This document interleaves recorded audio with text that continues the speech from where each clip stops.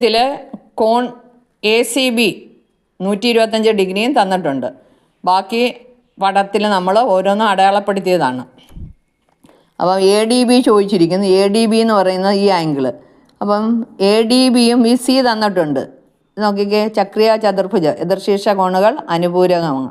അങ്ങനെ C+D 180 ആകുമ്പോൾ ADB എത്ര? 180 - 125 55 എന്ന് കിട്ടും.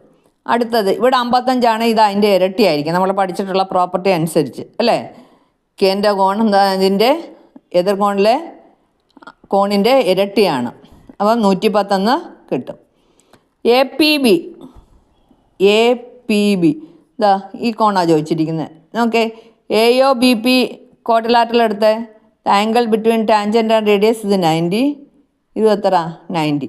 180 പോയി കഴിഞ്ഞാൽ ബാക്കി ഇത് രണ്ടും കൂടെ 180. അപ്പോൾ 180 കുറച്ചാൽ മതി. 180 - 110 എത്ര?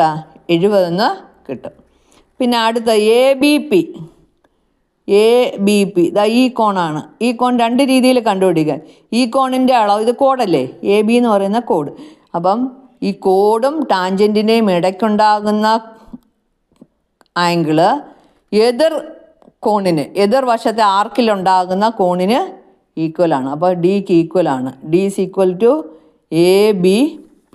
അങ്ങനെയും കണ്ടുപിടിക്കുക. അല്ലാതെ ഇവിടെ ഉണ്ട് ഐസോസെലസ് ട്രയാങ്കിളാണ് AOB. ഇത് ജോയിൻ ചെയ്തിട്ടുണ്ട്. ഇവിടെ 110 ആകുമ്പം ഇത് രണ്ട് ഈക്വലാണ്. 35 വീതം.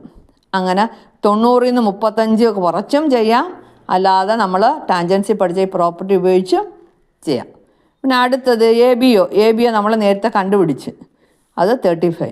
അങ്ങനെ ഇത് 5 മാർക്കിൻ്റെ ചോദ്യമാണ്. ഉറപ്പായിട്ടും എക്സാമിനേഷന് വരുന്നതാണ്. നല്ലപോലെ പഠിക്കുക. ഓക്കെ.